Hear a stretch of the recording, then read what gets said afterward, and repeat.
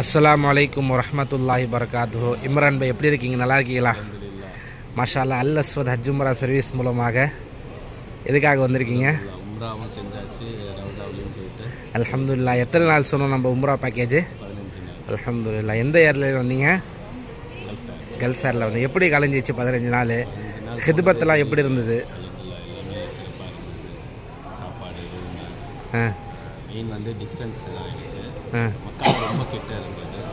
சீக்கிரமாக போய் நம்ம ஒரு விவாதத்தை பண்ணுறதுக்கு கொள்றதுக்கு எல்லாத்துக்கும் ஈஸியாக இருந்தது. அல்ஹம்துலில்லாஹ். அதனால கொஞ்சம் தூரம் இருந்தது, பரவாயில்ல. நம்மளுக்கு ஒன்றும் பிரச்சனை இல்லை. பெரியவங்க மட்டும்தான் கொஞ்சம் சிரமம். மாஷா அல்லாஹ். சின்ன பசங்க வச்சு வயசாகும். சாப்பாடுலாம் எப்படி இருந்துச்சு? சாப்பாடு நல்லா இருந்தது. ஒரு சில நேரத்தில் கொஞ்சம் டேஸ்ட் பரவாயில்ல, மற்ற நேரத்தில் மேக்ஸிமம் டைம் நல்லா இருந்ததுல நல்லா இருக்கு. அல்ஹம்துலில்லாஹ் அல்ஹம்துலில்லாஹ். இந்த ஜியாரத்தில் எப்படி பண்ணாங்க? ஜாரத் மாஷா அல்லாஹ் எனக்கு ரொம்ப பிடிச்சது ராஜா முகமது.